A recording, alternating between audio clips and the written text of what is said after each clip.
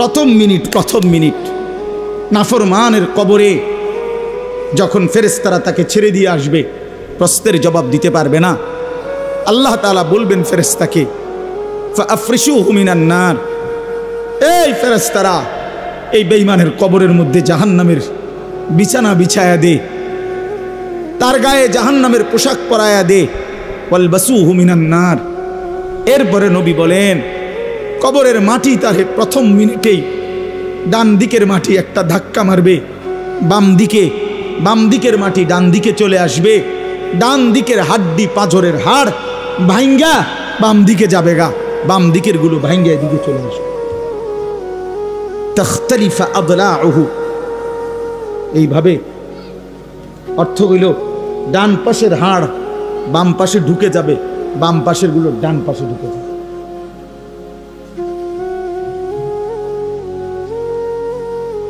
ছেলেরা আমার, কি রঙ্গে ফুর্তি করো বুঝি না ভাইয়া, কেন নামাজ পড়ো না তাও বুঝি না, কেন আল্লাহরে চিনলা না?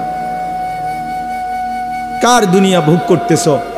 কার দেহ, কার হাত, কার পা, কার চোখ, কার নাক, কার ব্রেন ভোগ করছো ভাইয়া আমার?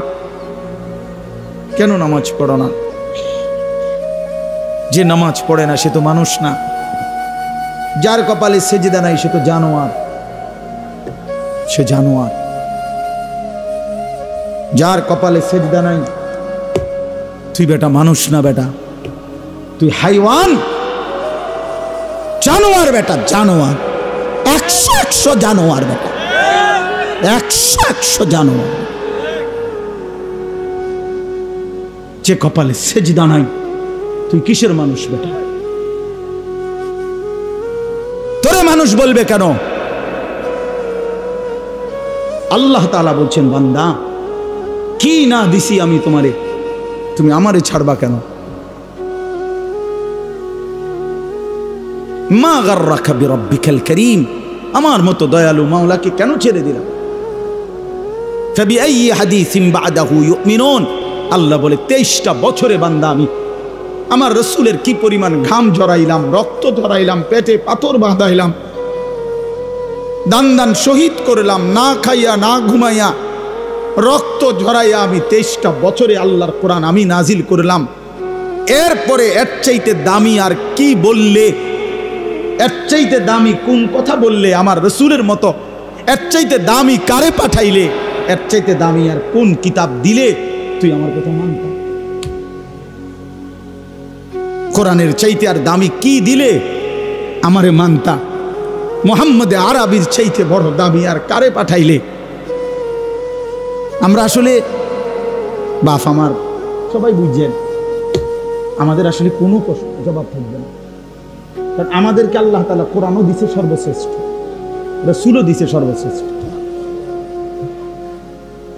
ফাবিআইয়ি হাদিসিন বা'দাহু ইউমিনুন, রব্বুল আলামিন বলেন এর চাইতে উত্তম আর কোন কথা বললে ইউমিনুন ঈমান আনতা, আর কেমনে বললে বান্দা আমারে সেজদা দিতা, আর কোন নবী পাঠাইলে তুমি আমারে বিশ্বাস করতা?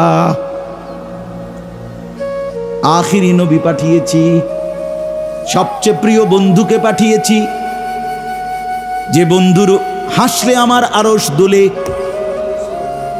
যে বন্ধু কাঁদলে আমি রব্বুল আলামিনের কায়নাত নড়ে ওঠে। এমন প্রিয় বন্ধু, এমন আপনজনকে দিলাম, এতটা কলিজার টুকরা তোমাদের জন্য দিলাম, বিনিময়ে এভাবে প্রত্যাখ্যান কেমনে করলা? জিজ্ঞেস করবে। চলে শেষ কথা,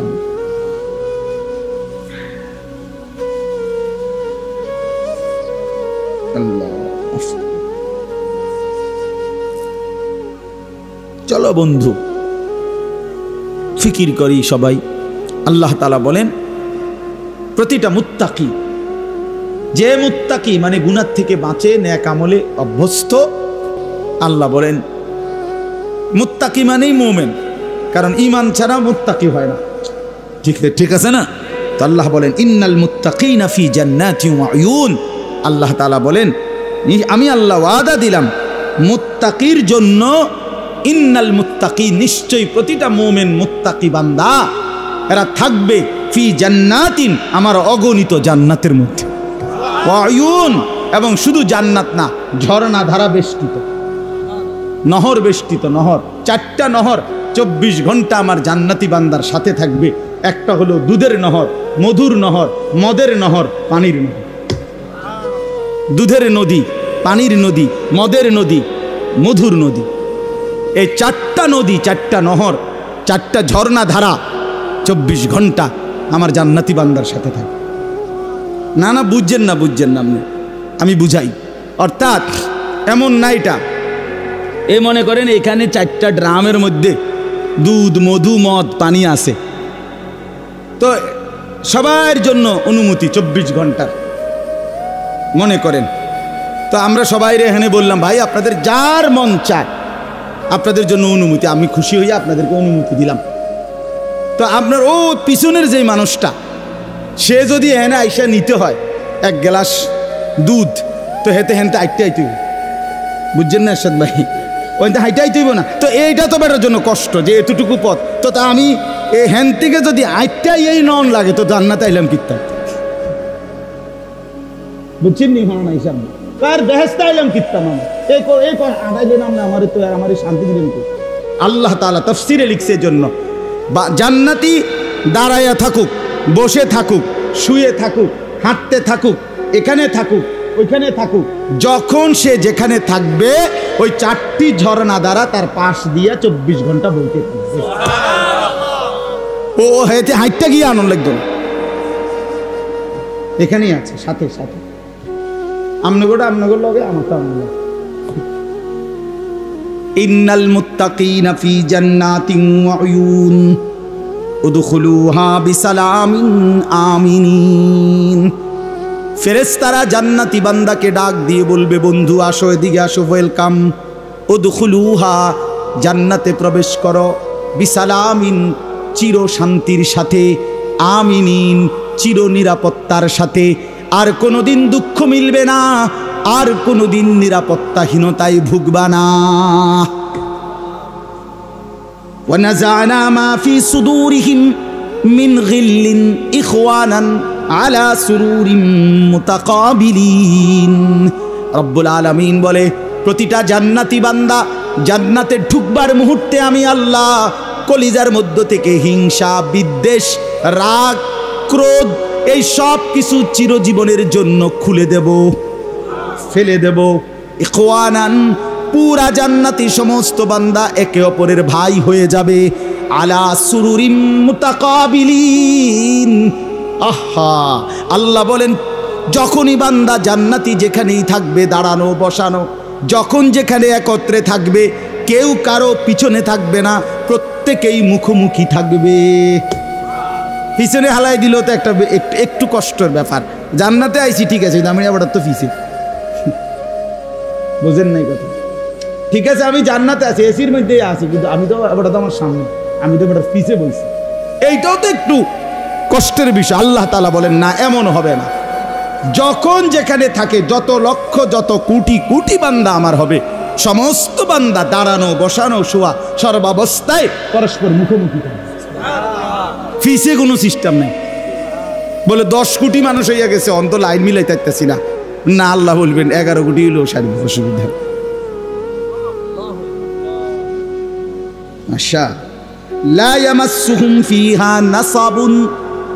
মানুষ কিন্তু সুখেও ক্লান্ত হয়ে যায়, দুঃখেও ক্লান্ত হয়ে যায়, রোগে শোকেও ক্লান্ত হয়, আসতে আসতেও ক্লান্ত হয়। অনেকক্ষণ ধরে আড্ডা দিতেছে, হাসতেছে, তো একটা সময় আর ভালো লাগে না, ঠিক না? এমন হয় না? তো আল্লাহ তাআলা বলেন, জান্নাতে লক্ষ কোটি বছরও 1 সেকেন্ডের জন্য কোনো দিন বান্দা ক্লান্ত হবে না। ওমা হুম মিনহা মুখরাজিন। আর আল্লাহ তাআলা বলেন, শেষ জান্নাতি বান্দাকে আল্লাহ তাআলা বলেন, 1 সেকেন্ডের জন্য লক্ষ কোটি বছরেও কোনো দিন জান্নাত থেকে বের করা হবে না। এবার শেষ কথা শুনেন, আমার কথা শেষ। আল্লাহ তাআলা বলেন, বন্ধু এই কথাটা খেয়াল করেন, ছেলেরাও বাবারাও। আল্লাহ বলে, বন্ধু আপনি এবার বলে দেন জান্নাতের কথা শুননা যদি আমার কোনো বান্দা মনে মনে ভাবে যে আল্লাহ কথা তো ভালো, জান্নাতে তো যাওয়া দরকার, যাইতে তো মন চায়, তা আমি যে পরিমাণ গুনাহ করছি হুজুর, যে পরিমাণ নাফরমানি করছি, আমি কেমনে যাবো? আমার তো গুনাহ অনেক বেশি। তা আল্লাহ বলেন নাব্বি ইবাদি আন্নী আনাল গফুরুর রহিম। বন্ধু বলে দেন বান্দা, গুনাহ যত বেশি হোক কোনো অসুবিধা নাই, আমি আল্লাহ গফুর রহিম, আমি চূড়ান্ত ক্ষমাশীল, আমি চূড়ান্ত দয়াবান। আসমান পর্যন্ত যদি গুনাহ পৌঁছে যায়, কসম আল্লাহর আমি ওয়াদা দিলাম মাফ করে দেব। শুধু গুনাহ ছেড়ে দাও, আমার কাছে ফিরে আসো, চোখের পানি ফেলে মাফ চাও, আর করবা না, ওয়াদা দাও আমি 90 বছরের গুনাহ একসাথে মাফ করে দেব, মাফ করে দেব। তোমার জন্যই তো বানাইছিলাম জান্নাত বান্দা, আমি রাইখা দিয়ে লাভ কি? আমি তো দিতেই চাই। এই সর্বশেষ আল্লাহ বলছে যে হে বান্দা, এই দেখেন কথাটা ছেলেরা তোমরা বলো ভাই শোনো, শেষ কথা আল্লাহ তাআলা নবীকে বলছে, বন্ধু এতভাবে বললাম, জান্নাতের সৌন্দর্যের বর্ণনা দিলাম, আমি মাফ করে দিমু কইছি, হয় ফিরে আসলে মাফ, 90 বছর হোক 70 বছর হোক, আসমান পরিমাণ হোক, এরপরও আমি বলছি গুনাহ যদি ছেড়ে দেয়, আবার নতুন করে যদি আমার ইবাদত শুরু করে, আমি পিছনেরটা কি করে দেব? এরপরেও যদি কেউ গাদ্দারি করে, গাদ্দারামি করে, আল্লাহ বলে আমার কথা পাত্তা না দেয়, তো আপনি তারে বলে দিয়েন আন্না আযাবি হুয়াল আযাবুল আলীম। এই নাফরমান মনে রাখিস, আমি আল্লাহর আযাব কিন্তু বড়ই ভয়ানক। তুই মনে রাখিস বান্দা, আমি কিন্তু আযাবও দেব বড় সাংঘাতিক, আযাবুল আলীম। আমি বলছিলাম, কতভাবে বললাম তোরে মাফ করে দেব, তুই এরপরও গাদ্দারি করলি, পাত্তা দিলি না, ঠিক আছে আসিস, আমার আযাব দেখবি কেমন আযাব। এই জন্য আমরা যদি প্রত্যেকেই ফিকির করি, হিম্মত করি, দয়া করে আমার সবগুলো নওজোয়ান ভাইদের কাছে অনুরোধ করলাম, বাবা চাচাদেরকে অনুরোধ করলাম, আমরা সবাই মিলে ইনশাআল্লাহ আল্লাহর দিকে ফিরব, ঠিক আছে না? ইনশাআল্লাহ গুনাহ ছেড়ে দেই, ইবাদতে অভ্যস্ত হই, বিশেষ করে 5 ওয়াক্ত নামাজ আমরা সবাই ধরে ফেলি, আল্লাহ বরকত দিবে। ছেলেরা তোমরাও ঠকবা না ভাই, ঠকবা না, শুরু করো তো, হিম্মত করে শুরু করলেই আল্লাহ খুশি হয়। যুবক সেজদা দিলে আল্লাহর আরশ নড়ে ওঠে, সেজদা দিলেই আল্লাহ খুশি। নওজোয়ান ছেলে, নওজোয়ান সেজদা দিলে আল্লাহ বলে আরশ আজিম থেকে যে যুবক সেজদা দিলি, আমি তোর ওয়াদা দিলাম হাসরের ময়দানে আমার আরশের নিচে ছায়া দেব, তোরে আমি নিলাম। আল্লাহর কথা, এই যে কোরআন সুন্নাহর ইলমের জন্য আদব জরুরি, এটা একটা গুরুত্বপূর্ণ বিষয়। আমাদের এই কোরআন সুন্নাহর জ্ঞান আর এমনি জেনারেল জ্ঞান এক কথা না। স্বাভাবিক যে আমরা জেনারেল শিক্ষা যেগুলো বাংলা, অঙ্ক, ইংরেজি পড়ি, আমরাও পড়ছি, সেইটার হুকুম আর এটার হুকুম এক না, মানও এক না। খালেকের কথা আর মাখলুকের কথা এক হইতে পারে না। আল্লাহর সাথে বান্দার কোনো তুলনা হয়? তো আল্লাহর কথার সাথে বান্দার কথার তুলনা হবে কিভাবে? কি তুলনা হবে বলেন তো? এই জন্য হাদিসের মধ্যে আছে, রাসূলুল্লাহ সাল্লাল্লাহু আলাইহি ওয়াসাল্লাম বলেন, আল্লামানি রব্বি ফা আহসানা তালিমি ওয়া আদ্দাবানি রব্বি ফা আহসানা তা'দীবি। একটা হাদিস, নবীজি সাল্লাল্লাহু আলাইহি সাল্লাম বলেন, আল্লাহ তাআলা আমাকে সরাসরি সর্ব উত্তম ইলম শিখিয়েছেন, এবং সাথে সাথে নবীজি বলছে, এবং আল্লাহ তাআলা আমাকে সর্ব উত্তম আদব শিখিয়েছেন। এই যে কোরআন সুন্নাহর ইলম তো সর্বোত্তম ইলম, এটার সাথে সর্বোত্তম আদব থাকতে হয়, এটা জরুরি। যেমন আমাদের কোরআন সুন্নাহর ইলম ওযু ছাড়া আমরা পড়ি না, এটা একটা আদব, জরুরি বিষয়।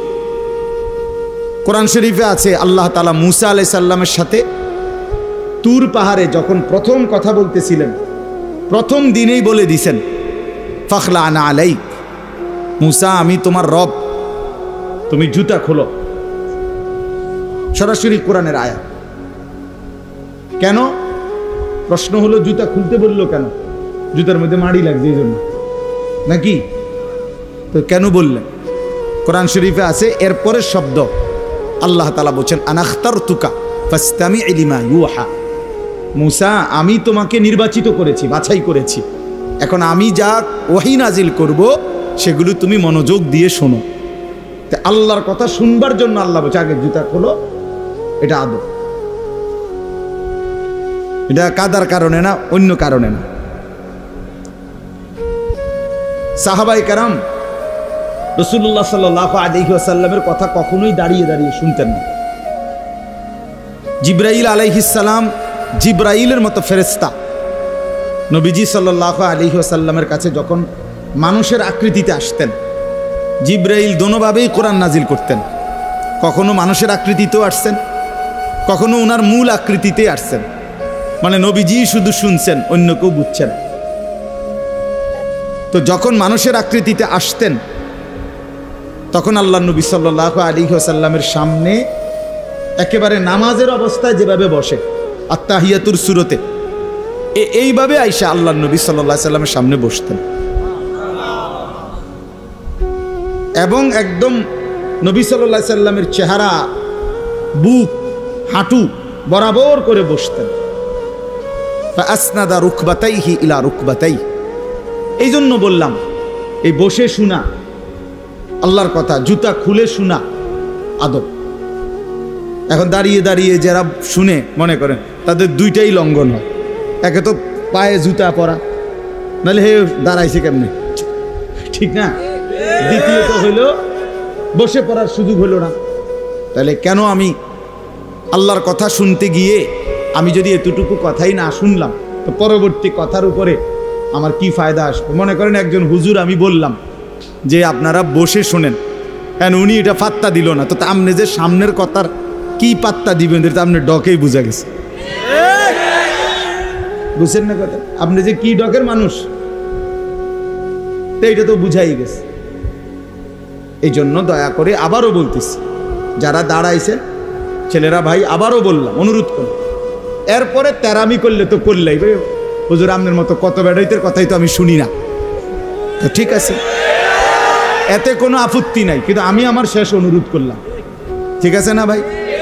2 নাম্বার কথা হলো না, জোরে আওয়াজ করেন না, এই ঠিক এটা জোরে বলি, এত জোরে বলা আবার সবাই হাসলেন, তো এটা তো মস্কারি করলেন, কথা বুঝছেন না? আমার ভাই, তামাশা করা ঠিক না। আমি, আপনি সবাই আমরা আল্লাহর কথা শুনবার জন্য বসছি, এটা আদব চাই, রসিকতা করার কোনো দরকার না, এটা কোনো আমরা মস্কারির মজলিস না। এই প্রতিটা আয়োজন ছোট হোক বড় হোক কষ্টের আয়োজন। একটা মাহফিলের ইন্তজাম করতে গিয়ে অনেক কষ্ট করতে হয়। এই পোস্টার, মাইক, হ্যান্ডবিল, প্যান্ডেল, ওলামায়ে কেরামকে দাওয়াত দেওয়া, যথোপযুক্তভাবে ওনাকে রিসিভ করা, এই অনেক কাজ আছে, অনেকগুলো কাজ। সেখান থেকে যদি কোনো ফায়দা না আসে, আমার আপনার জিন্দিগির কোনো অনুভূতি না জাগে, তো লাভ হলো কি? 10 জনে মাহফিল করছে, আমরাও একটা করে দেখাইলাম, তো দেখাইলে কারে দেখাইলাম? মানুষের দেখাইলাম, তো মানুষের দেখাইলে তো শিরিক, এই তো রিয়া, তো লাভ হলো কি? কথাটা বুঝছেন না? যে না দেখাই দিলাম বেটা, দেখ এটা আমরাও পারি না, তো কি হয়েছে? মানুষে দেখলো আর কি, বা মানুষে দেখলো যে অনেক মানুষ হয়েছে, তো এরপরে হাদিসের মধ্যে আছে হাসরের ময়দানে আল্লাহ তাআলা বহু বান্দাকে এই রিয়া মানে লোক দেখানো আমলের কারণে বলবে, ইযহাবু ইলাল্লাযীনা কুনতুম তুরাউনা ফিদ দুনিয়া, দুনিয়াতে যাদেরকে দেখাবার জন্য করেছিলে এখন তারা হাসরের মাঠে আছে, হ্যাঁ, তুমি তাদের কাছে যাও, ফাংদুরু হাল ইনদাকুম জাযাউন, গিয়ে দেখো তাদের কাছ থেকে কোনো বিনিময় পাও কিনা। তুমি যাদেরকে দেখাইবার জন্য করছিলা তারা আছে এখন হাসরের মাঠে, যাও ওদের কাছে গিয়ে তোমার কর্মের বিনিময় যাদেরকে দেখাইবার জন্য করছিলা ওদের থেকে নাও, আমার থেকে নিবা কেন? আমার জন্য তো করো নাই, বুঝছেন নি ফেসটা আমনে? তো আল্লাহ তাআলা যদি প্রত্যাখ্যান করে তো কে বিনিময় দিবে? কঠিন ব্যাপার এটা। কোরআন শরীফে আছে স্পষ্ট, আল্লাহ তাআলা বলছেন ওয়ালা ইউশরিক বিইবাদাতি রাব্বিহি আহাদা, আমি আল্লাহর কোনো ইবাদতের মধ্যে সামান্যতম কাউকে অংশীদার বানানো যাবে না, বানানো যাবে। একটা মাহফিল করমু এরুম, বক্তা আনমু, দরকার হলে হেলিকপ্টার দিয়া দেখাইয়া ছাড়ুন, যদি বাপের বেড়া হইয়া থাকে। হ্যাঁ, তো দেখাইলেন আর কি, বাপের বেড়াও হইলেন আপনি, সবই ঠিক আছে। তারপরে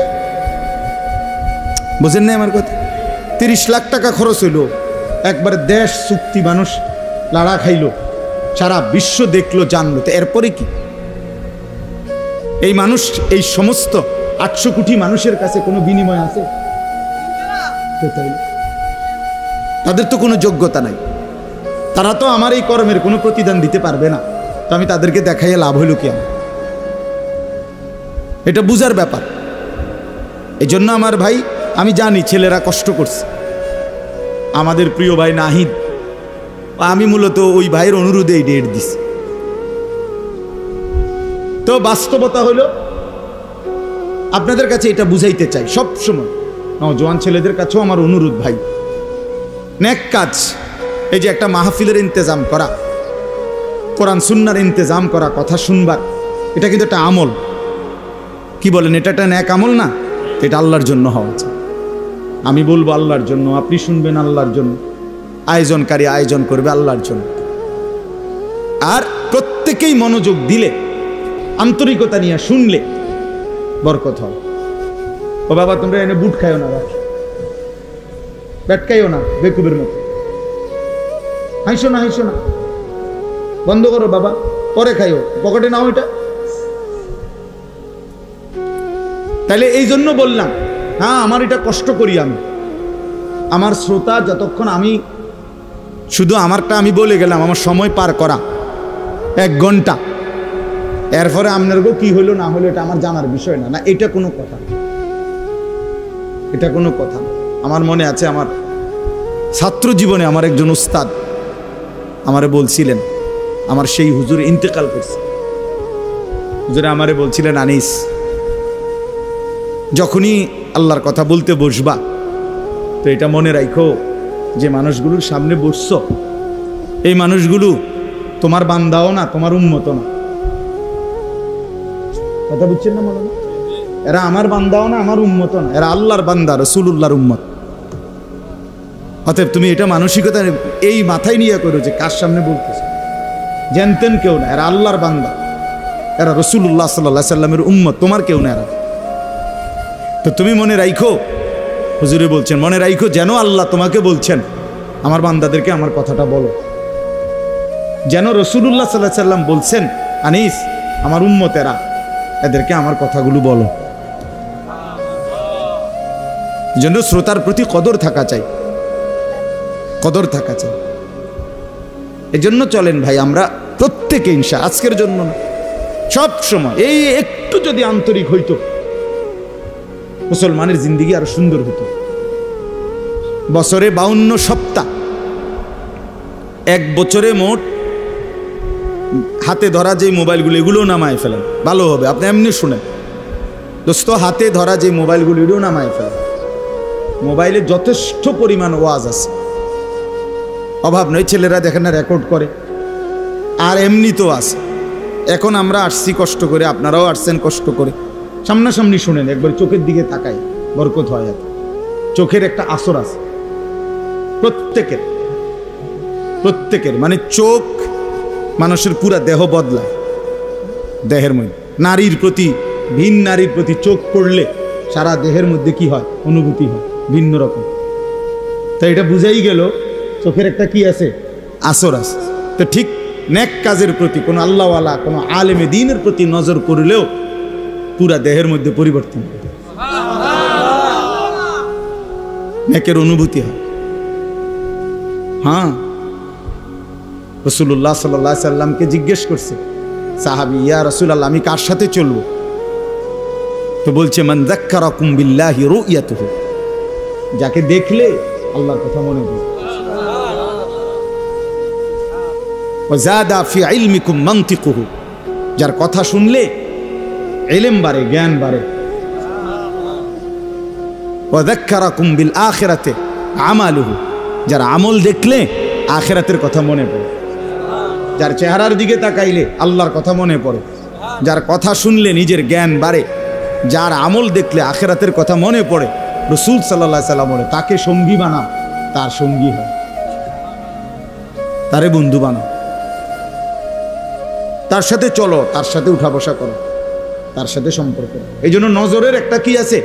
বরকত আছে, বরকত আছে। কচ্ছপ একটা প্রাণী আছে না, কচ্ছপ, এই কচ্ছপ বাচ্চা ফুটায় নজর দিয়ে। কচ্ছপের ডিম থাকে পারে, আর কচ্ছপ থাকে পানিতে। ওইখান থেকে সে শুধু চোখের দৃষ্টি দিয়া ডিমের দিকে তাকায় থাকে। এই নজরের বরকতে কিছুদিন পর ডিমের থেকে বাচ্চা ফুটে। হ্যাঁ, এজন্য নজর বদলায়। গুনার নজর গুনার প্রতি প্রভাবিত করে, নেক কাজের নজর।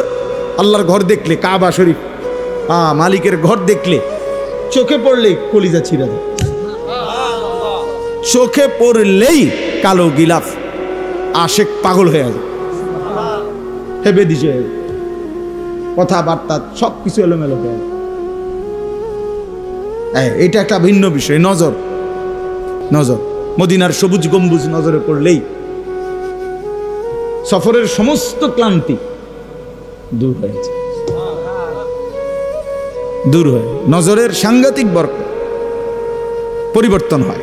আমরা অনেক সময় বুঝি না আর কি, মার দিকে নজর দিলে জান্নাত মিলে যায়। নবীজি বলছে না, মায়ের দিকে নজর দিয়া মার দিল যদি খুশ হয়ে যায়, মা যদি খুশি হয়ে যায়, তো নজর দিলে জান্নাত মিলে যায়।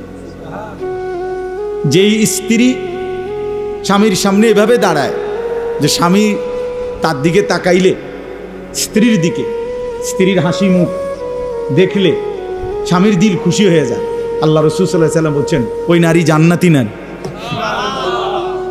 শ্রেষ্ঠ নারী। হ্যাঁ, এই নজর। নজর মানে মহিলা এভাবেই স্বামীর সামনে পেশ করছে নিজেকে, যে স্বামীর দিল তাকাইছে, রে ইজা নাযারা ইলাইহা সাররাত। নজর, এরকম অনেক উদাহরণ দিলাম। এই জন্য ভাইয়া সবাই এটা খেয়াল করা। ওই যে এই অপদার্থ, এটা বুঝলাম, এইটারে আলবিদা রাখছে। এখন কেমন লাগলো কথাটা শুনছো? আমি তো সুন্দর করেই বলছিলাম। হ্যাঁ, অনেকেই আছে গাদ্দার, মানসিকতাটা হলো এমন যে তুই রে বেটা ইতান হুজুর মুজুর বেটা, থো এতে বালা কত হুজুর দেখছি বেটা। এটা এক ধরনের মানে মানসিকতাটার মধ্যে একটা তেড়ামি ভাব, যে যা বলুক আমি আমার মতো। এটা বর্তমান ইয়াং ছেলেদের অনেকের মানসিকতা এমন, যে ভদ্রতা, শালীনতা, বংশের, মা বাবার, ধর্মের, কোরআনের, ইসলামের, ব্যক্তিত্বের, মানবিকতার কোনো ইজ্জত, সম্মান, ভদ্রতা থাকুক বা না থাকুক, আমি আমারটা করি। কাঁদতে কেরম লাগছে এটা তোমার বুঝ, আমার তো কিচ্ছু লাগছে না। এটা বড় সাংঘাতিক, অনেক বড় অধপতন। মনে রাখবা ভাই, ছেলেদেরকে বললাম যে তোমার কাছে কোনোটাই আলাদা কোনো ফিলিংস করে না। না, এখানে আমার চাচা আছে, বাবা আছে, দাদা আছে, এখানে দাড়িওয়ালা মুরব্বী আছে, ওলামায়ে কেরাম আছে, হ্যাঁ, এটা একটা মাহফিল না, আমি আমার মতো, আমি যেমন আছি তেমনই। এই যে মানসিকতা, এটা কিন্তু অনেক বড় মুসিবত, বিপদ, অনেক বড় বিপদ। পরিবেশের কারণে মানুষ আসর হয়। আস-সুহবাতু মুতাআসসিরা, আরবিতে বলে যে সাহচর্য, সংস্পর্শ প্রতিক্রিয়াশীল।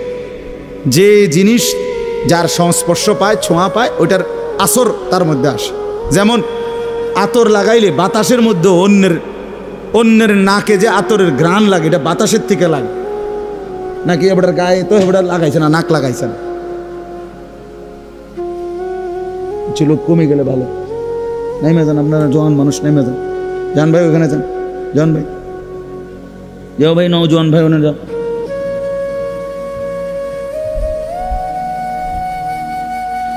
তো এই কারণে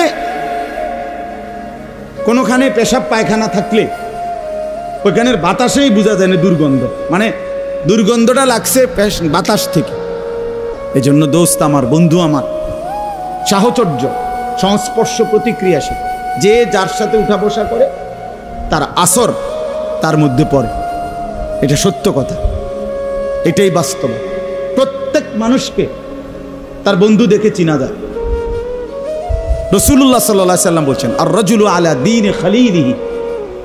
নবী সাল্লাল্লাহু আলাইহি সাল্লাম বলেন, প্রত্যেক ব্যক্তি তার বন্ধুর দ্বারা প্রভাবিত হয়, বন্ধুর রঙে রঙিন হয়, বন্ধুর সাজে নিজেকে সাজায়। ফালিয়ানজুর আহাদুকুম মান ইউখালিলু। অতএব তোমরা লক্ষ্য রেখো, নবীজি বলছে, কাকে বন্ধু বানাচ্ছ। মান ইউখালিলু, কাকে খলিল বন্ধু বানাচ্ছ। ও আমার ফ্রেন্ড, তো তারে দেখলে তো বোঝা যায় তুমি কোন ডকে। তার চেহারা, চুল, লেবাস, তার কথাবার্তার ঢং রং দেখলেই আন্দাজ করা যায় তুমি কেমন। বয়স্কদেরকেও চিনা যায়, নওজোয়ানকেও চিনা যায়। আমি অনেক সময় বলি, বয়স্ক মানুষ যারা আপনারা, আপনার সাথে ডানে বামের সবাই 5-6 জন বসা, সবাই বিড়ি সিগারেট খায়। আপনি যদি এর মাঝখান দিয়ে বলেন যে আমি একজন জোনায়েদ বাগদাদি, না আমরা বুঝি চাচা, আমরা কোনো চিড়া খাই না, আমরা ভাত খাই। আমরা আজকে দুপুরে ভাত খাইছি, চিড়া দিয়ে পানি দিয়ে ভিজাইয়া খাইছি না। আপনার সাথে 5-6 জন বিড়ি খাই না বেড়াইতে লোক আপনি বইয়া রয়েছেন, আপনি জোনায়েদ বাগদাদি, আমরা বুঝি না। আপনি কি ডকের মানুষ, বুঝেন নাই কথা? হ্যাঁ, এটাই বাস্তবতা। বন্ধু দেখে মানুষ চিনা যায়, সঙ্গী দেখে মানুষ চিনা যায়, সঙ্গী দেখে মানুষ চিনা যায়। রাসূলুল্লাহ সাল্লাল্লাহু আলাইহি সাল্লাম বলছেন, লা তুসাহিব ইল্লা মুমিনান। মুমিন ছাড়া কাউকে বন্ধু বানাইও না। ওয়ালা ইয়াকুল মালাকা ইল্লা তাকিয়ুন। মুত্তাকি, আল্লাহওয়ালা, দিনদার ছাড়া নিজের মাল, নিজের সম্পদ মহব্বত ভরে কাউরে খাওয়াইও না। ঠেকাই পয়রা, বিপদে পয়রা, কোনো কারণে হইতে পারে, তার ভয়ে, তার আতঙ্কে, তার প্রভাবের কারণে তারে কিছু খাওয়াইলাম, দূর খাওয়াইলাম। কিন্তু আরেকটা হইল আন্তরিকতা নিয়ে, মহব্বত নিয়ে, দরদ নিয়ে, ভালোবাসা নিয়ে। রাসূলুল্লাহ সাল্লাল্লাহু আলাইহি সাল্লাম বলেন, খাওয়াইবা তাকে যে তাকি, মুত্তাকি, যেন আমার এই সম্পদটা, এই টাকাটা যার পিছনে ব্যয় করলাম কাজে লাগবে। লোকটা নামাজি, আর আমি দেখিয়েছি এটার বাটফার, তো এই বাটফার রেখা ভাই আমার লাভ কি? বুঝছেন না কথাটা? আমি দেখতেছি, সে, আমি দেখিয়েছি কথায় কথায় গালি দেয়, বিড়ি সিগারেট খায়, টেলিভিশনে নাটক সিনেমা দেখে, হারামের সাথে জড়িত, আল্লাহর নাফরমানির সাথে জড়িত। এই নাফরমানের পিছনে আমার সম্পদটা খরচ করে ফায়দা কি? আল্লাহ আমাদেরকে বুঝার তৌফিক দান করে। চলেন তাহলে এই কথাগুলো বললাম সংক্ষিপ্ত। মূলত 1 নম্বর কথা ছিল, আল্লাহর কথা আন্তরিকতার সাথে, আদবের সাথে শোনা উচিত। জওয়ান হোক, বয়স্ক হোক, প্রত্যেকে, মুরব্বী, বয়স্ক, চাচা, আপনাদেরকেও বললাম, বসে বসে জিমাইবেন জুমার নামাজের বয়ানের সময়, আপনি যে আছে, যে রুম আছেন এই রুমে থাকবেন। আপনার কপালে আর পরিবর্তন হবে না, কারণ আপনার পরিবর্তন হইব কি দিয়ে? আপনি তো জুড়ান। নওজোয়ান ছেলে, তুমি পিছনে বৈশা মসজিদে শুধু ঠেলাঠেলি করলা, দুষ্টমি করলা, মোবাইল টিফলা, বা নিজেরা বন্ধু বান্ধব কথা বললা, ইমাম সাহেবের বয়ানও শেষ, খুতবাও শেষ, তো তোমার কপালে আর পরিবর্তন হবে? দাখালা জাহিলান খারাজা যা, ঢুকছো মূর্খ, বাইরে হয়েছে কি? ঢুকছে যেমন বিড়ি হালাইয়া, বাইরে আবার বিড়ি দাঁড়াইছে। বুঝছে? ঢুকবার আগেও গাইলেই আইছে, বাইর হইয়া গিয়ে আবার গাইলে। আস্তাগফিরুল্লাহ। আল্লাহ আমাদেরকে মাফ করে দেন। আল্লাহর কথা দিল দিয়া শুনবেন, আমার একটা কথা না, শুধু সবার সবার কথা। জুমার বয়ান, ওলামায়ে কেরামের নসিহত আন্তরিকতার সাথে শুনলে ইনশাআল্লাহ ধীরে ধীরে জিন্দিগি পরিবর্তন। নিজে নিজে জীবন পরিবর্তন হয় না, কসম আল্লাহ, নিজে নিজে হবে। পৃথিবীর সমস্ত দামি কিতাব পৃথিবীর সমস্ত আরবি বই, পৃথিবীতে সমস্ত ভালো কিতাবগুলোও যদি একাকী কেউ কিনে নিজে নিজে পড়ে ফেলে, তারপরও সে নিজে নিজে উত্তম আখলাক পুরা দিন মানা সম্ভব হবে। পারতেন না? আমি চ্যালেঞ্জ করলাম, না হলে আমি কিনে দেবো, আপনি পড়ে। আল্লাহ রহমতে আপনি কিনে দেওয়ার মতো সামর্থ্য আমার আছে। কয় হাজার টাকার কিতাব লাগবে, কিনে দেব না? কোনো আল্লাহওয়ালা, কোনো আলেমে দ্বীন, কোনো মুত্তাকি, জীবন্ত কোনো ব্যক্তির সংস্পর্শ লাগবে। 2 রাকাত নামাজ আপনি নিজে বাংলা বই পড়ে বুঝতেন না, একের যদি ছবিও দেয় তো হইতো না। তাইলে দুনিয়ার সমস্ত মহিলা এই ছবিতে আর বইতে দেখে দেখে রান্না শিখালে, তাহলে শাশুড়িকে শেখা লাগবে। কিন্তু দুনিয়ার সমস্ত বৌদের নিয়ম কি? নিয়ম তো এটা না যে শাশুড়ির লগে কয়দিন কি করে, 3 মাস 6 মাস মহিলারা রান্না শিখে। এই জন্য দয়া করে আমরা প্রত্যেকেই এটা বুঝতে হবে, ওলামায়ে কেরামের সাথে যাদের আন্তরিক পূর্ণ সম্পর্ক নাই, তারা সহি সঠিক বিশুদ্ধ আমল থেকে বঞ্চিত হয়। বঞ্চিত অনেক লোক আছে লজ্জায় শরমে, অথবা একটু আনইজি ফিল করে, অথবা কিছুটা অহংকারী কারণে নিজের নামাজ, নিজের অজু, নিজের সূরা কেরাত কেউ রে শুনায় না কোনো আলেম। হাবড়া হাবড়া রেডি পড়তে আছে, কিতা জানি পড়ে না। রে বাপ, ঠিক না। আমনে বুঝেন না ইমাম সাহেব সূরা কেরাত পড়ে কেমনে, আমনে পড়েন কেমনে? আমনে তো এটা আন্দাজ হওয়া উচিত, কিরে হুজুরে পড়ে যেভাবে আমি তো পড়ি এরকম না, তাইলে হুজুরেরটার মতো যে আমার শুদ্ধ হয় না। এখন আমি যেমনি ভুল পড়িয়ে এটা দিয়া বেহেস্ত মিলবো কিনা, এটা আপনি বুঝছেন নি আগে? আমার কথাটা বুঝছেন? ইমাম সাহেব কোরআন শরীফ পড়লে শুদ্ধ পড়তে হবে, আর আমনে মুক্তাদির কোরআন শরীফ অশুদ্ধ হইলেও চলবে। আমনে বেহেস্তে যাইতে হইলে ভুল কোরআন শরীফ পড়ে যাইবেন, আর আমি বেহেস্তে যাইতে হইলে শুদ্ধ কোরআন শরীফ পড়ে যাইতে হইবে। এই বেইনসাফি হলো কেন? কথা বুঝেন নাই? কি ব্যাপার? আমি নামাজ ঠিক করে পড়তে হইব, আমার সূরা কেরাত দোয়া কালাম আমি সব ঠিক কইরা তারপরে বেহেস্তে যাওয়ান লাগবো। আর আমনের সবগুলো ভুল নিয়া আমনে বেহেস্তে যাইবেন গা, বেহেস্তে এরকম মামুর বাড়ি হয়ে গেল কেমনি? এতটা সহজ হয়ে গেল কিভাবে? আমার শায়েখ আল্লামা মুফতি মুশতাকুর নবী সাহেব এই জন্য বলে, জান্নাত এতটা কঠিন না, অর্জন করা যাবে না, আবার এতটা সহজ না যে বিনা মেহনতে আমনে যাইবেন না। বুঝেন নাই আমার কথা? জান্নাত এতটা অসম্ভব নয় যে মেহনত কইরাও আমল করেও জান্নাতে যাওয়া যাবে না, না জান্নাত এত কঠিন না।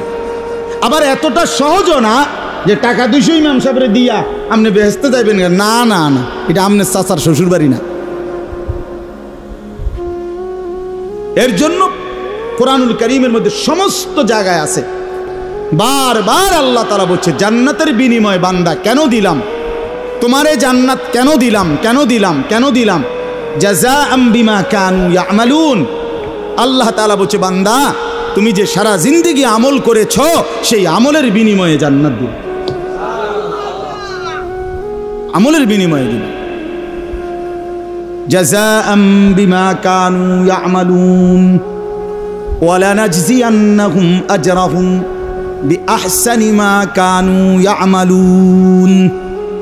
রব্বুল আলামিন বলে বান্দা আমি রব্বুল আলামিন তোমার সমস্ত নেক আমলের বিনিময়ে আখিরাতে হাসরের ময়দানে সর্ব উত্তম বিনিময় তোমাকে ফিরিয়ে দেব। রব্বুল আলামিন বলেন বান্দা এক যাররা এক বিন্দু ইন্নী লা উযীউ আমালা আমিলিন মিনকুম মিন যাকারিন আও উনসা।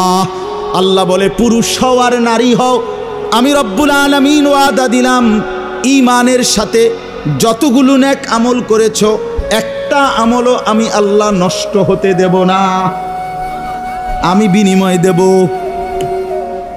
একটাও না। ইন্নী লা উযীউ, আমি নষ্ট করব না বান্দা, তোমার প্রতিটা আমল আমি আল্লাহ তাআলা বিনিময় দেব, ফিরিয়ে দেব, ফিরিয়ে দেব। এজন্য বাপ দুনিয়া মূল হিসাব না, আখিরাত মূল হিসাব। দোস্ত আমার, বন্ধু আমার, নওজোয়ান ছেলেরা আমার, এটা মনে রাখো ভাইয়া, আখিরাত মূল হিসাব, আখিরাত মূল হিসাব। আল্লাহ তাআলা আমাদেরকে ঈমানের দৌলত দান করছেন। সোয়া লাখ আম্বিয়া, আদম আলাইহিস সালাম থেকে নিয়ে আমাদের নবী মুহাম্মদ সাল্লাল্লাহু আলাইহি সাল্লাম পর্যন্ত এই সোয়া লক্ষ নবী মানুষদেরকে ঈমানের দাওয়াত দিয়েছেন, এই কালেমার দাওয়াত দিয়েছেন। ঠিক না? কথাটা বুঝছেন কিনা? আমার ঈমানের দাওয়াত দিয়েছেন সমস্ত নবীরা, কালেমার দাওয়াত দিয়েছেন। কুলু লা ইলাহা ইল্লাল্লাহ তুফলিহুন, হে আল্লাহর বান্দারা লা ইলাহা ইল্লাল্লাহ পড়ো, ঈমান আনো, নিজেরে মুমিন বানাও, তোমরা সফল হবে। তো এই মেহনত করছে সমস্ত নবীরা।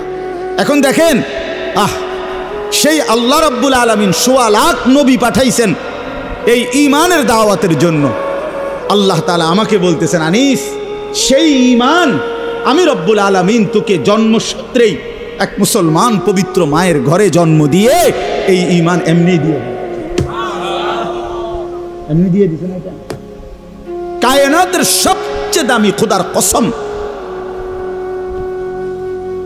এই আসমান ও জমিনের সারা সৃষ্টি মখলুকাতের আল্লাহর জগতের সমস্ত কিছুর মধ্যে সর্বশ্রেষ্ঠ সবচেয়ে দামি সম্পদ ঈমান, লা ইলাহা ইল্লাল্লাহ। এটা যার জবানে, এটা যার কলিজায়, এটা যার জিন্দেগিতে, এটা সর্বশ্রেষ্ঠ নিয়ামত। আর সেইটাই সবচেয়ে দামি বস্তুটা আল্লাহ তাআলা এমনি দিয়ে দিয়েছে। আমারে যেন মায়ের পেট থেকে যেদিন বের করছেন, আল্লাহ যেন বল, জানিস এটা সাথে নিয়ে যা। ঠিক না? 72 বছর বয়স্ক মুরব্বী চাচা আমি দেখছি, 72 বছর বয়স, হিন্দু, তার 2 ছেলে কালেমা পড়ছে। ছেলেরা রাত দিন কাঁদে। আমি 3 জন আলেম নিয়ে ওনারে দাওয়াত দিছি, কালেমার দাওয়াত দিছি ছেলেদের অনুরোধে। 2.5 ঘন্টার মতো ওই চাচারে বলছি, চোখের পানি ফেলে আমি কাঁদছি। ওই চাচা একবারও জবান দিয়া কালেমা বলেন। আমি কাঁদছিলাম,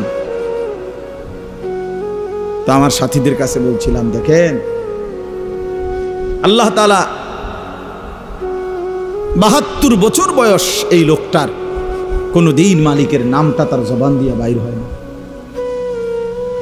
আর আল্লাহ তাআলা আমাদেরকে সেই ছোট্টবেলা থেকে কত হাজারবার, লক্ষবার এই ঈমান, এই কালেমা লা ইলাহা ইল্লাল্লাহ, এটা উচ্চারণের তৌফিক দান করছে। এই সৌভাগ্য, খোদার কসম, এই সৌভাগ্য কি দিয়া বিনিময় দিবেন? আল্লাহ যেটা আমগরে দিলেন, আল্লাহ যদি বলে বান্দা এর কিছু বিনিময় দাও, কি দিয়ে দিবেন?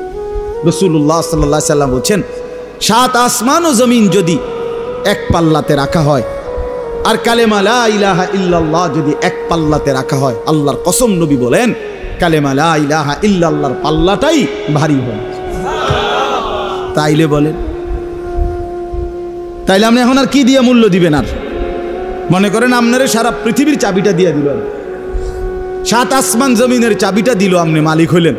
তা আল্লাহ তাআলা বললেন, বান্দা ঈমানের পাল, আমি যে ঈমান দিছি এইটার দামটা শোধ দাও। তা আপনার কাছে আছে মনে করেন 7 আসমান জমিন, এই পুরাটার চাবিটা, তো বলে আল্লাহ আপনার আমি এটা দিলাম, কিন্তু এটা তো ওই কালেমার সামনে অনেক নিচে পড়ে থাকবে। এত দামি নিয়ামত আল্লাহ তাআলা আমাদেরকে দিছেন। এই ঈমান যাকে আল্লাহ দিছেন, মুসলমান যাকে আল্লাহ বানিয়েছেন, আমার ভাই, আমার এই কথা অল্প গদ্দুর কথা, মনোযোগ দিয়ে শুনেন। আল্লাহ তাআলা যাকে ঈমানের দৌলত দিছেন, কালেমার সম্পদ দিছেন, আমাদেরকে মুসলমান পরিচয় দেওয়ার মতো নিয়ামত দিছেন, আমরা বলতে পারি, বলি, রাত দিন নিজের পরিচয় দেই মুসলমান। আমাদেরকে আল্লাহ তাআলা এই শ্রেষ্ঠতম নিয়ামত দিয়ে আল্লাহ তাআলা ওয়াদা দিছেন, বান্দা তুমি একটা আমি তোমারে এমনিতেই দিলাম, এই যে ঈমান এমনিই দিছি, আর একটা জিনিস তুমি আমারে বুঝাইয়া দাও, বিনিময়ে আমি আল্লাহ আমার অনন্তকালের জান্নাত তোমারে বুঝাইয়া দেব, তোমারে বুঝাইয়া দেব। আল্লাহ তাআলা বলছেন। মনে করেন, বিশ্বাস করেন, আমার বাবাদেরকেও বলি, ভাইয়া তোমাদেরকেও বলি, যে মুসলমান হওয়ার পরে আখেরাত বুঝে না, সে কোনো মুসলমান না, আসলেই না। হয় কোনো মুসলমানে না, হয় কোনো ইমানদারে না। যে কবর বুঝে না, মৌত বুঝে না, হাসরের মাঠ বুঝে না, মিজান বুঝে না, আমল নামা বুঝে না, ফুলসেরাত বুঝে না, এই কোনো কিছু যার কলিজার মধ্যে নাই, এটা যার ফিকিরের মধ্যে নাই, এটা যার চলা ফেরা, কথাবার্তা, আচরণ, উচ্চারণ, লেনদেন, রাত দিন, কোনো কিছুতে যার ভিতরে আখেরাত বলতে কিছু আছে, পরকাল, এইটা যার কলিজার মধ্যে, চলাফেরার মধ্যে, আচরণের মধ্যে নাই, আল্লাহর কসম, আরে ভাইয়া তারে মুসলমান বলে না, আসলেই না, তারে মুসলমান বলে না। মুসলমান তাকে বলে, মুত্তাকি তাকে বলে, মোমেন তাকে বলে। আল্লাহ কোরআনে বলছে ওয়াবিল আখিরাতি হুম ইউকিনুন। সূরা বাকারার শুরুতেই আল্লাহ বলে দিছে আখিরাতের প্রতি পূর্ণ ইয়াকিন রাখে যে, তারে মোমেন বলে, তারে মুত্তাকি বলে। আখিরাতের প্রতি ইয়াকিন মানে ভাষা ভাষা ধারণা না, একেবারে ইয়াকিন। মনে করেন আগুন লাগলে পুড়ে যায়, এটা আমাদের ধারণা না ইয়াকিন। পানিতে পড়লে বাচ্চাটা ডুবে যাবে, এটা আমাদের ধারণা না ইয়াকিন। এই ইয়াকিন কয় তো অনেকেই কয় আগুন লাগলে পুড়ে যাব, হইতেও পারে মনে, এটারই নি কয় না, এটা তার ইয়াকিন। ঠিক আখিরাতের ব্যাপারে যে মুসলমান এটা মনে করে যে হয় এত হুজুর যেহেতু বলে হইতেও পারে, আখিরাত হইতেও পারে, বলে তো দেখি হুজুররা তো এডি কইয়ে খাইতে আছে, বুঝছেন না কথা? হ্যাঁ হ্যাঁ, অনেক মুসলমান তো অনেকে টিটকারি করে বলে, মস্কারি করে বলে, হুজুর এডি কইয়েই তো চলেন, আপনার ঘর কাম কি আইটা দাওয়াত খাও। এমন বেয়াদব আছে না? কথা বলেন না কেন? হ্যাঁ, এ তো বেয়াদব। তাই এই জন্য বললাম, এরকম যে আপনি মনে করতেছেন বলে হইতেও পারে। কোরআন শরীফে আছে জাহান্নামীকে ফেরেশতা জিজ্ঞেস করবে, জাহান্নামী যখন বিকট চিৎকার করবে, আল্লাহর ফেরেশতা বলবে আলাম ইয়াতিকুম নাদির, এই নাফরমান চিল্লাও কেন? তোমার কাছে কি কোনো মানুষ, কেউ তোমারে কোনোদিন জাহান্নামের ভয় দেখায় নাই? ক্বালু বালা, নাফরমান বলবে হ্যাঁ। জাহান্নামী বলবে ফেরেশতা বন্ধু কাদ জাআনা নাদির, আমার কাছে জাহান্নামের ভয় প্রদর্শনকারী বান্দা এসেছিল। কত ইমাম, কত খতিব, কত আলেম, কত আউলিয়া, কত বুজুর্গ, কত মাশায়েখ আমার কাছে বলেছিল। আমি শুনেছিলাম মসজিদে জুমার বয়ানে, ওয়াজে মাহফিলে আখিরাতের কথা, পরকালের কথা, জান্নাতের কথা, জাহান্নামের কথা। ফাকাদ্দাবনা, আমি প্রতিটা কথাকেই মিথ্যা মনে করেছি। ওয়াকুলনা মা নাযালাল্লাহু মিন শাই, আর আমি বলেছিলাম এগুলো আল্লাহ নাজিল করে নাই। ইন আনতুম ইল্লা ফি যালালিন কাবীর, আমি আরো বলেছি যারা বলেছে তাদেরকে যে তোমরাই ভুলের মধ্যে আছো। বুঝেন নাই? এই কারণে আজ জাহান্নামী হয়ে গেলাম।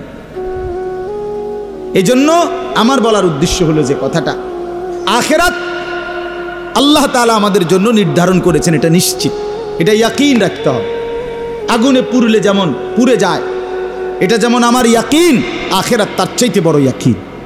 মৃত্যু হবেই, কবর হবেই, হাসরের মাঠ হবেই, আমার আমলনামা, আমার পুরা জিন্দেগির প্রতিটা সেকেন্ড নিঃশ্বাস, এটার হিসাব আমি আমার হাতে নিতেই হবে।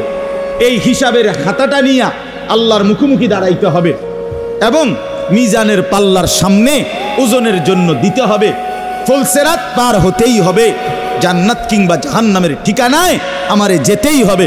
এই কথা খোদার কসম মুসলমান ভুলতে পারে না। এই কথা ভুললে মুসলমান থাকে না, এ কথা মনে না পড়লে সে মুসলমান হয় না, মুসলমান হয় না। মুসলমান মানে যার জিন্দিগির প্রথম শব্দ আখেরাত, এরপরে দুনিয়া। আগে আখেরাত, এরপরে দুনিয়া। আমাদের ফেনী জামিয়া রশিদিয়া মাদ্রাসার মোহতামিম বাংলাদেশের একজন শ্রেষ্ঠ বুজুর্গদের একজন হযরত মাওলানা মুফতি শহীদুল্লাহ দামাত বারাকাতুহুমুল আলিয়া হযরত বলতেন যে শিক্ষা দীক্ষা, আমরা বলি যে শিক্ষা দীক্ষা, শিক্ষা অর্থ হলো ইলম, জ্ঞান অর্জন, আর দীক্ষা হলো আখলাক অর্জন, মানে চরিত্র অর্জন। মূলত এর দুইটা দুটোটাই অর্থবোধক শব্দ। অর্থাৎ যেমন কাগজ টাগজ, কলম টলম, এর টলমের কোনো অর্থ নাই, কাগজের কোনো কি নাই, এটা এরকম না। শিক্ষা দীক্ষা দুটোটাই গুরুত্বপূর্ণ শব্দ।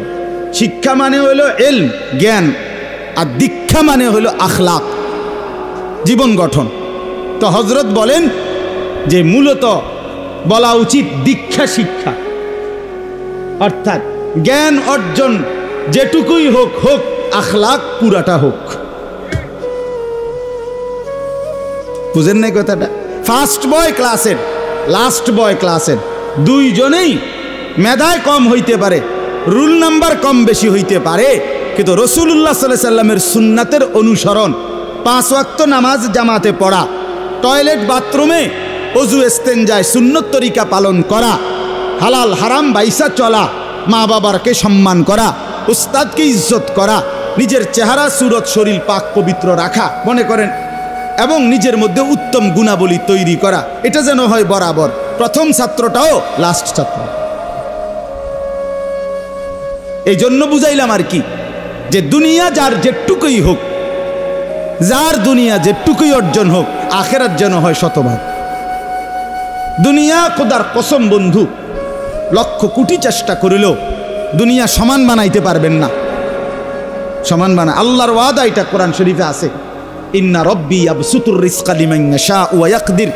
আল্লাহ বলেন দুনিয়ায় আমি যাকে ইচ্ছা সম্পদ বেশি দেই, ইয়াবসুতু, আবার যাকে ইচ্ছে করি আমি তারে কমায় দেই।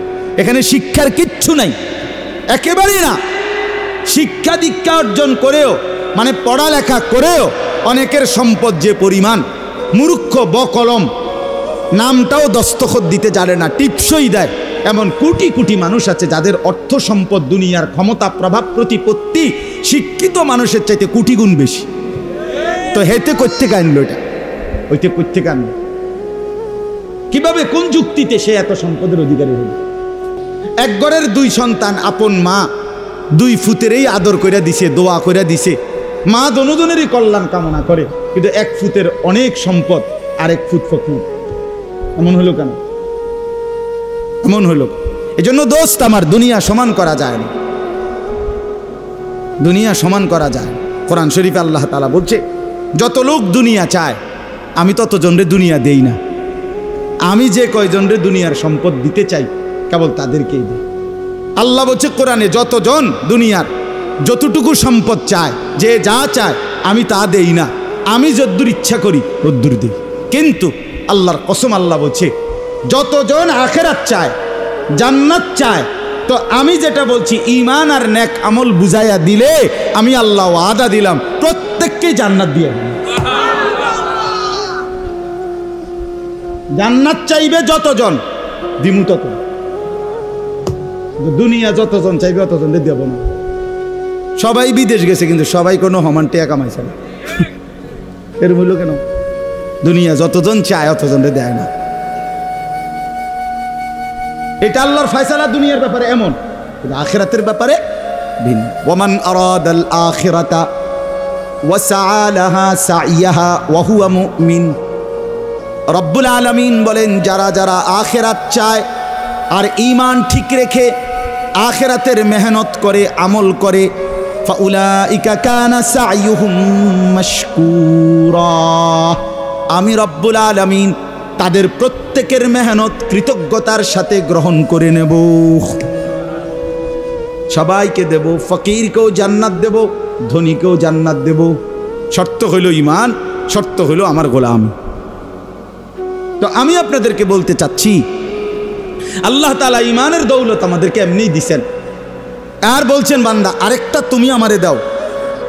এই 2টা মিলাইয়া দাও। এবার একটা তো আমি এমনি দিলাম, আরেকটা তুমি আমারে পালন করে বুঝাইয়া দাও। এই 2টা মিলাইয়া এবার আমার হাতে তুলে দাও, হাসরের ময়দানে আমি আল্লাহ অনন্তকালের জান্নাত তোমারে দিয়ে দিলাম। এখন আরেকটা কি?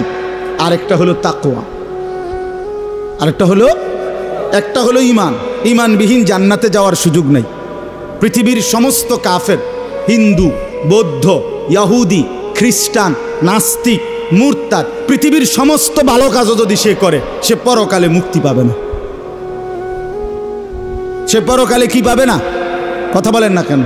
হ্যাঁ, আপনি যদি বলেন এটা আপনার বাড়াবাড়ি কথা, অথবা আপনি যদি বলেন এভাবে বলা উচিত না, এভাবে কোনো কাউকে আঘাত করা ঠিক নেই, এই সমস্ত ফাঁকনা কথার অর্থ নেই, এসব ফালতু কথার কোনো অর্থ নেই। আল্লাহর কোরআন যেটা বলছে এটাই কথা। এবার কার গাত লাগে না ফিডে লাগে এটা দেখার বিষয় না। আমরা আড্ডিত লাগলেই কি আর চর্বিত লাগলেই কি, আমার সমস্যা কি? আমনে কি লাগছে আমনে না চাই কাজেই এটা বাস্তবতা। ওমান ইয়াবতাগি গায়রাল ইসলামি দীনান ফালা ইউকবালা মিনহু। আল্লাহ তাআলা বলছে ইসলাম ব্যতীত অন্য যেই কোনো ধর্ম আমি আল্লাহর কাছে হাসরের ময়দানে পেশ করিলে আমি কশ্চিন কালেও সেটা গ্রহণ করব না। ওহুয়া ফিল আখিরাতি মিনাল খাসিরিন। রব্বুল আলামিন বলে নিশ্চিত সে আখিরাতে ক্ষতিগ্রস্ত হবে, লস খাবে। আল্লাযীনা যাল্লা সা'য়ুহুম ফিল হায়াতিদ দুনিয়া ওয়া হুম ইয়াহসাবুনা আন্নাহুম ইউহসিনুনা সুনআ। আল্লাহ বলে বহু নাফরমান আছে যারা দুনিয়ার রাত দিন মেহনত করে মনে করছে বড় ভালো কাজ করেছি, কিন্তু আল্লাহ তাআলা বলেন তারা মূলত গুমরাহ। কেন? কারণ হলো তারা বেঈমান, আমি আল্লাহর প্রতি ঈমান রাখে নাই। আমার প্রতি ঈমান না রাইখা, রাসূলুল্লাহ সাল্লাল্লাহু আলাইহি ওয়াসাল্লামের প্রতি ঈমান না আইনা, এরপরে যদি কেউ পৃথিবীর সব ভালো কাজও করে তারপরও পরকালীন মুক্তি মিলবে না। এজন্য বন্ধু এটা জরুরি, ঈমান ঠিক রাখা জরুরি। অনেক ছেলে পেলে আছে মনে করে যে আমি অনেক ভালো কাজ করি, অবশ্যই প্রশংসনীয়, কিন্তু আখিরাতে পুরস্কার পাওয়ার জন্য ঈমান জরুরি, ঈমান জরুরি। তো আল্লাহ তাআলা এই ঈমানের দৌলত দিলেন আমাদেরকে। আর 2 নাম্বার আল্লাহ তাআলা চাচ্ছেন বান্দা আমারে তুমি তাকওয়া বুঝায় দাও। এখন তাকওয়া কি? তাকওয়াটা কি? তাকওয়া হলো সমস্ত কিতাবে আছে, একেবারে সহজ জিনিস। তাকওয়া কোরআনুল কারীমের খুব ব্যবহৃত, কোরআনুল কারীমে যে কয়টা শব্দ খুব বেশি ব্যবহৃত এর মধ্যে তাকওয়া। ঈমানের পরে আল্লাহ তাকওয়া চায়। ঈমান এবং তাকওয়া এই দুইটা বুঝায় দাও, 3 নম্বরটা জান্নাত বুঝে নাও। ঈমান তাকওয়া এরপরে কি? জান্নাত। তো ঈমান আল্লাহ তাআলার দয়া আল্লাহ আমাদেরকে দিয়েছেন, এবার আমরা আল্লাহকে তাকওয়া বুঝাই দিই। তাকওয়া কি? তারকুল মুনকারাত, ফি'লুল খায়রাত, সমস্ত গুনাহ ছেড়ে দাও, সমস্ত বন্দিগি আমল করতে থাকা, খালাস, এটারই তাকওয়া বলে। আইয়ুতাআ ফালা ইউসা, আল্লাহ তাআলার আনুগত্য করতে থাকা, আল্লাহর নাফরমানি না করা। আইয়ুশকারা ফালা ইউকফার, আল্লাহর শুকর আদায় করা, আল্লাহর অকৃতজ্ঞ নাফরমানি না করা। আইয়ুযকারা ফালা ইউনসা, সর্বদাই আল্লাহর জিকির স্মরণ করা, আল্লাহকে ভুলে না যাওয়া, আল্লাহকে ভুলে না যাওয়া। ভাই আমার, আজকে এটারে তাকওয়া বলে, এটারে তাকওয়া বলে। তো আল্লাহ তাআলা বলেন ঈমান এবং তাকওয়া যদি বুঝায় দাও, আমি আল্লাহ তাআলা ওয়াদা দিলাম আমার জান্নাত আমি তোমারে বুঝায় দেব। এজন্য বন্ধু আমি অনুরোধ করছি, নওজোয়ান ছেলে তোমাদেরকেও বলছি, ভাই আল্লাহর হুকুম পালন না করে, আল্লাহর নাফরমানি করে, খোদার কসম, না তুমি দুনিয়ায় ভালো মানুষ, না তুমি আখিরাতে ভালো মানুষ। যে নামাজ পড়ে না, কেন নামাজ পড়ো না? তুমি কি জানো না ভাইয়া এটা আল্লাহর হুকুম, আল্লাহ পাকের হুকুম। এত বড় মালিকের হুকুম কেমনে লঙ্ঘন করে? ইবলিসকে আল্লাহ বলছে, ইবলিসকে কোরআন শরীফ আল্লাহ বলছে, ইবলিস কেন সেজদা করলি না তুই? তুই কি জানো না ঈদ আমার তুকা, আমি তোমাকে হুকুম করেছি? এতটুকু আন্দাজ নাই তোমার? এটা কি মেম্বার চেয়ারম্যানে কইছিল? এটা কি সর্দার মাতব্বরে বলছিল? এটা তো আমি আল্লাহ বলছিলাম। তো আমাদেরকে তো প্রতিদিন নামাজ পড়তে বলছে, এটা কে বলছে? বলো না ছেলেরা, বলো ভাই, কে বলছে? আবার বলো, আবার বলো, আবার বলো। মালিকের নাম আরো জোরসে বলো বেটা। এত বড় মালিক আল্লাহ, তার নাফরমানি কেমনে করল? কার হুকুম প্রত্যাখ্যান করলা? হায় হায় হায়। কোরআন শরীফে আছে আল্লাহ তাআলা ইবলিসকে বলছে, ওরে বন্ধু, ইবলিসকে বলছে একটা সেজদা না করার কারণে, ওয়া ইন্না আলাইকাল লা'নাতা ইলা ইয়াউমিদ্দিন। আল্লাহ বলছে, ইবলিস তুই একটা সেজদা করিলি না, তোর রূপে আমি আল্লাহর লানত ইলা ইয়াউমিদ্দিন, কিয়ামত দিবস পর্যন্ত তোর রূপে আমি আল্লাহর লানত পড়ুক। এজন্য বেনামাজি তোর উপরে আল্লাহর লানত, তোর উপরে আল্লাহর গজব, তোর উপরে আল্লাহর লানত। হ্যাঁ, আল্লাহ তাআলা কোরআনে বলছে, ইবলিস সেজদা দিলি না, অহংকার করিলি, তুই কি জানো না আমি আল্লাহর সামনে অহংকার করা সাজে না? ফামা ইয়াকুনু লাকা আন তাতাকাব্বারা ফিহা, তুমি জানো না আমি আল্লাহর সামনে অহংকার করাটা উচিত না? আলাইসা ফি জাহান্নামা মাসওয়াল লিল মুতাকাব্বিরিন। আল্লাহ বলে, হায় নাফরমান, ইবলিসকে বলছে, তুমি জানো না প্রতিটা অহংকারীর ঠিকানা জাহান্নাম। ছেলেরা আমার, কেন নামাজ পড়ো না ভাই? মাঝ বয়সী যে সমস্ত বাবারা, কেউ চা দোকান, কেউ মুদি দোকান, কেউ চাকরি, কেউ ব্যবসা, বিভিন্ন কর্ম করেন, আল্লাহ তাআলা সুস্থ রাখতেছেন বলেই তো, আল্লাহ তাআলা হায়াত দিছেন বলেই তো, আল্লাহ তাআলা মাথা, চুল, হাত, শরীর, দেহ ঠিক রাখছেন বলেই তো আপনি পারতেছেন কর্ম করতে। তো সেই মালিককে কেন সেজদা দেন না? কেন দেন না? আল্লাহ তাআলা তো বলছে, বান্দা তাকওয়া বুঝায় না দিলে আমি জান্নাত দেব না। তো সেজদাবিহীন জান্নাতে যাবেন কেমনে? আল্লাহর হুকুম না মানলে আমরা জান্নাতে যাব কিভাবে? আর জান্নাতে না গিয়া কবরের 1 সেকেন্ডের আযাব সহ্য করবেন কেন?